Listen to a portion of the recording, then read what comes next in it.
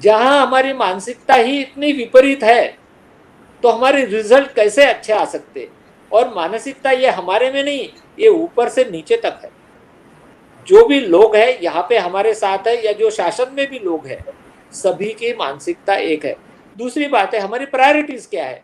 Is it health और priorities. आपने एक साल में देखा होगा कितने इलेक्शंस हुए, कितनी सभा हुई, क्या नहीं हुआ। तो क्या हमारी प्रायोरिटी कौन सी है। हमारी प्रायोरिटी स्टेडियम बनाना है या हमारी प्रायोरिटी है हॉस्पिटल बनाना। श्याम मानव चैनल को आपका समर्थन देने के लिए चैनल को जरूर सब्सक्राइब करें। चैनल के नोटिफिकेशन पाने के लिए बेल आइकन भी दबाएं। मैं थोड़ा उल्टा सवाल पूछूंगा। जबकि हमें पता है हमारे यहाँ की जो लहर आई थी, पहली लहर, उसका पीक जो आया 16 सितंबर 2021 को, हाईएस्ट पेशेंट्स थे 97,894। और अक्टूबर में ही वैसे देखा जाए तो यूरोप में दूसरी लहर बड़े पैमाने पर शुरू हो गई थी। हमेशा दूसरी लहर में जो भी वायरस आता है वो म्यूटेंट ही होता है। ये म्यूटेंट वायरस ज्यादा तीव्र है, ज्यादा बड़े पैमाने पर फैल रहा है, और इसलिए फिर से इंग्लैंड में, जबकि अभी उनकी पूरी तैयारी हो चुकी थी, यूरोप की तैयारी हो चुकी थी, कई देशों को फिर से लॉकडाउन लगाना पड़ा। हम अभी सितंबर में हाई पीक से नीचे आ रहे थे, यूरोप में शुरू हो गया था। हमारा पहला भी अनुभव ऐसा था कि यूरोप में बड़े पैमाने पर हुआ, अमेरिका में बड़े पैमाने पर हुआ, और फिर भारत में शुरू हुआ था। इतना ही नहीं तो हमें एक शतक पहले की जानकारी थी हमारे पास में कि दूसरे समय में जो दूसरी लहर आती है वो बहुत तीव्र होती है, कई गुना ज्यादा होती है। ये हमें जानकारी ऑलरेडी थी। क्या हमारे पास दिमाग की कमतरता है, हमारे पास विशेषज्ञों के जानकारी रखने की क्षमता की कमतरता है? क्योंकि कोई भी गवर्नमेंट अगर काम करती है, जैसे कि आप बोल सकते हो कि शायद केंद्रीय गवर्नमेंट जो है मोदी जी के, वो शायद अपने तज्ञों की बात नहीं सुनते हैं, एक्सपर्ट्स की बात नहीं सुनते हैं। लेकिन महाराष्ट्र की तो बात वैसी नहीं है। महाराष्ट्र की गवर्नमेंट तो एक्सपर्ट्स की सुनते हैं। तो क्यों पता नहीं था हमको कि इतने बड़े पैमाने पर यह सुनामी आ सकती है? ये सवाल मुझे, मेरा दोनों को सामने है। देखिए, मैं आपको इसका उदाहरण बताऊंगा। बाकी दुनिया में और हमारे देश की परिस्थिति में बहुत फर्क है। पूरे दुनिया के 17% लोग हमारे देश में, हमारी आज जनसंख्या जो है 139 करोड़ है, 17% out of total world population.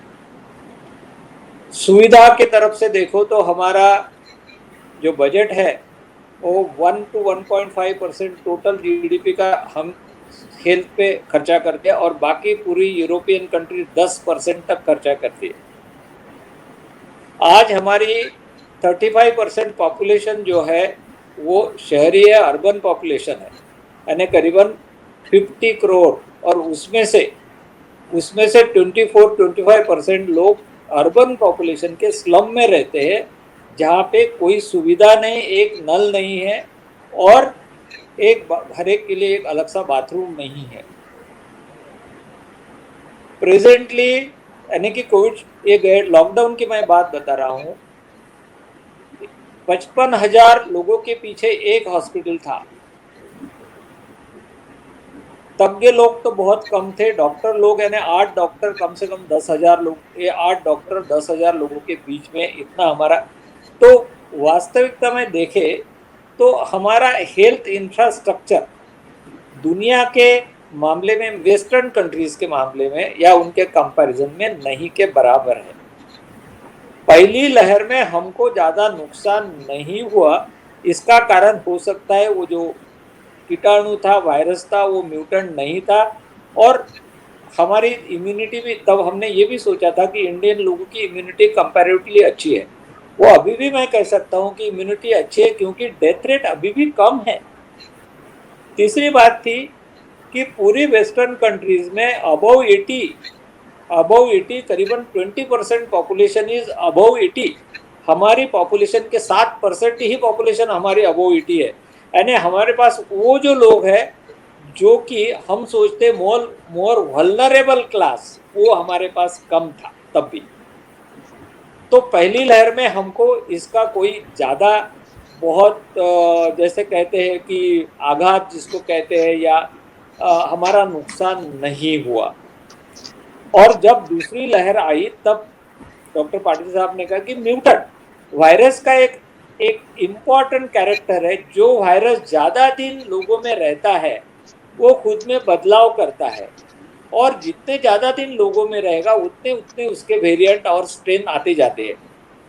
अब इसके इतने ज़्यादा वेरिएंट आए, और तीसरी बात यह है कि कोई भी दुनिया में जहाँ भी रिसर्च अच्छा होता है वहाँ पे रिसर्च का परिणाम भी अच्छा निकलता है, क्योंकि लोगों में तभी के तभी वो रिसर्च पहुँचता है।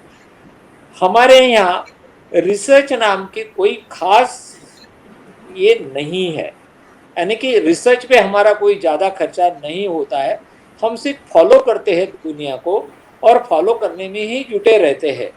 तो मुझे लगता है कि आपने जो सुना कि ये दूसरी सुनामी जो आई है, और इसके जो कारण है वही कारण है जो कि हम सोचते हैं चलता है। हमारे एक एटीट्यूड है हमारे लोगों का कि चलता है, देखेंगे, करेंगे, पाएंगे, ठीक है, कुछ नहीं होता, जो हुआ वो दूसरों को हुआ। कोविड हुआ दूसरे के घर में हुआ, किसकी डेथ हुई उसके घर में, मुझे तो होना ही नहीं है, मैं तो घूमूंगा, मैं तो मास्क नहीं पहनूंगा। ये जो कैरेक्टर है, देखिए कोई भी कंट्री में एक एक सिविल कैरेक्टर होता है लोगों का, एक है नाम की ऐसी कोई चीज नहीं। हम भले ही खुद को बहुत अच्छे कह ले, वो बात अलग है, बट आप जब सोसाइटी में घूमते हो तो सोसाइटी में 100 में से 100 लोगों के ओपिनियन अलग होते हैं। कोई लोगों को कितना भी बोलाओ, आप बताओ कि एक्सीडेंट नहीं होना चाहिए, इसने लेफ्ट साइड से चलना चाहिए, फिर भी लोग नहीं मानते हैं। एक्सीडेंट नहीं होना चाहिए, इसलिए सिग्नल पे रुकना चाहिए, फिर भी लोग सिग्नल पे नहीं रुकते। ये हमारी मानसिकता है। जहां हमारी मानसिकता ही इतनी विपरीत है तो हमारे रिजल्ट कैसे अच्छे आ सकते। और मानसिकता ये हमारे में नहीं, ये ऊपर से नीचे तक है, इसमें कोई लोग ही नहीं। जो भी लोग हैं यहाँ पे हमारे साथ है, या जो शासन में भी लोग हैं, सभी की मानसिकता एक है। दूसरी बात है हमारी प्रायोरिटीज क्या है। इज इट हेल्थ और प्रायोरिटीज? आपने एक साल में देखा होगा कितने इलेक्शंस हुए, कितनी सभा हुई, क्या नहीं हुआ। तो क्या हमारी प्रायोरिटी कौन सी है? हमारी प्रायोरिटी स्टेडियम बनाना है, या हमारी प्रायोरिटी है हॉस्पिटल बनाना? हमारी प्रायोरिटी है कि एक तुम्हारी रिलीजियस जगह में जाके वहां इकट्ठा होना, या 10 अस्पताल बनाना? क्या प्रायोरिटी है हमारी? नहीं है हमारी priority health. Health is at all not priority.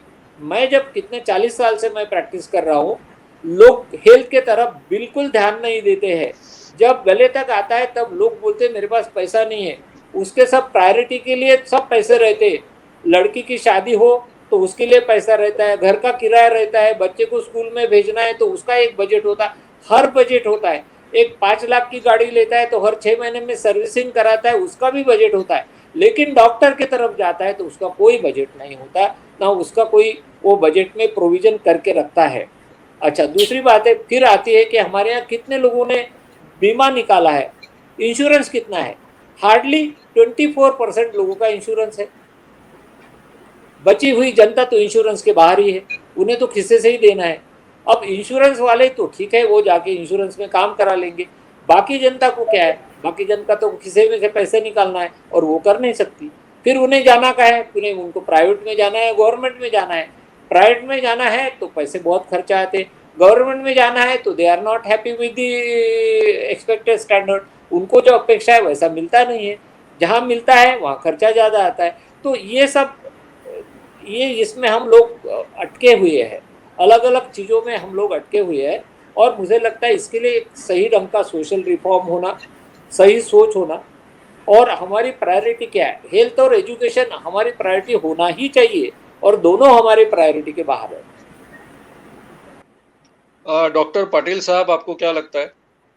Yes sir, health and education ये प्रायोरिटीज अगर जिस भी गवर्नमेंट की रहेगी तो उस कंट्री का स्वास्थ्य, सोशल हो, इकोनॉमिकल हो, या हर प्रकार का जो हेल्थ देखा जाएगा, वो एवरीथिंग विल बी वंडरफुल। और ये सारा का सारा वेरी वेल लेड एग्जाम्पल्स हैं अदर कंट्रीज के, दूसरे देशों के। और आज आज का सुनामी तो हमारी आंखें खोलता है और बताता है कि हमारी गरज, हमारी नीड, हमारी आवश्यकताएं आज की तारीख में क्या होनी चाहिए। आज प्राय almost majority of the peoples यानी मैक्सिमम जनता घर में कैद है, ना मन ना होते हुए भी घर में कैद है, जो कुछ करना चाहती है वो नहीं कर पाती, और इससे इकोनॉमिक लॉस कितना हो रहा है ये एक बहुत बड़ा एग्जाम्पल है कि इजराइल का मैं अभी सुन रहा हूँ, अभी रिसेंटली आया है इजराइल का, कि इजराइल के प्राइम मिनिस्टर ने डबल पैसे देकर वैक्सीन को खरीदा और अपनी सारी जनता को, मैक्सिमम जनता को वैक्सीनेट कर दिया बहुत पहले, और आज वो लोग फ्री घूम रहे हैं। हाँ, हम ये कह सकते हैं कि इजराइल एक लिमिटेड पॉपुलेशन वाला देश है, छोटा देश है, और जैसा इस देश में विविधता है या डिफरेंट स्टेट्स हैं, डिफरेंट लैंग्वेजेस हैं, डिफरेंट बातें हैं और इतना ज़्यादा पॉपुलेशन है, तो इसमें ये सब करना थोड़ा डिफिकल्ट है। लेकिन फिर भी अगर हम अपनी सोची समझी स्टेप्स को ठीक से लें और हेल्थ सेक्टर को लेकर और पब्लिक में अवेयरनेस अगर बढ़ाई जाए तो ये बहुत अच्छा होगा। अभी जैसे आज की इस सुनामी के बारे में जो कॉमन जनता को, कॉमन पब्लिक को कैसे मालूम चला, जब सब लोग सफ़र होने लगे तब जनता को समझा कि ये बहुत भयंकर बीमारी है, ये पिछले साल जैसी बीमारी नहीं है। और इसके बावजूद भी बहुत सारे ऐसे लोग हैं जो एक कोविड प्रोटोकॉल रहना चाहिए, कोविड बिहेवियर रहना चाहिए, जो लेट डाउन रूल्स हैं वो फॉलो नहीं करते हैं, और उन्हें आज भी ऐसा लगता है कि जो कुछ भी है हमारा कोई कुछ नहीं कर सकता, ये वायरस कुछ नहीं है।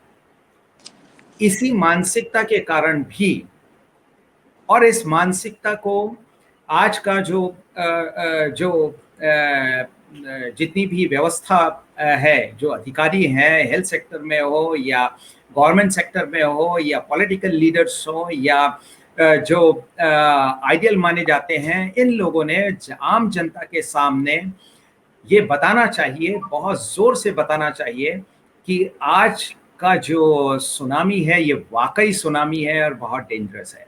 लेकिन इससे डरते हुए न, बिना डर के, अपने सही जानकारी रखते हुए, पैनिक की सिचुएशन ना करते हुए, अगर हम इसको धीरे धीरे समझें और अपने कंट्रोल में रखें और जो सोशल बिहेवियर है, जो प्रोटोकॉल है कोविड का, उसको ठीक तरीके से स्ट्रिक्टली फॉलो करें तो हम बहुत कुछ काम कर सकते हैं।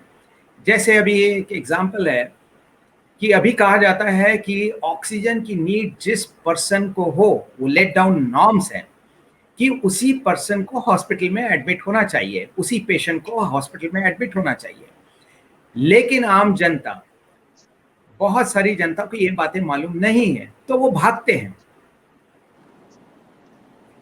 ये भागना बहुत अच्छे से रोका जा सकता है, क्योंकि बहुत कम परसेंटेज ऑफ पीपल को ऑक्सीजन की ज़रूरत होती है या हॉस्पिटल में एडमिशन की ज़रूरत होती है, और अभी हर कैजुअलिटी में चेकअप होता है और वो अंडरस्टैंड करते हैं कि कौन सा पेशेंट अर्जेंट है और किसको अंदर लेना चाहिए। तो इस तरीके से बहुत सारा आप जो भी वायलेंस और ये सब देख रहे हैं, उसका रीज़न यही है।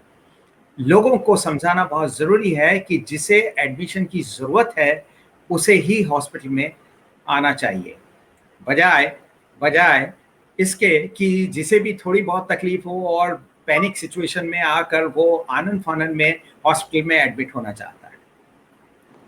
और मैं आर्बर्ट सर से तो पूरी तरह से सहमत हूँ। वो जो भी कह रहे हैं, जो भी बात कह रहे हैं, with research work, with data के साथ बात कर रहे हैं, ये हमने सब लोगों ने समझना चाहिए।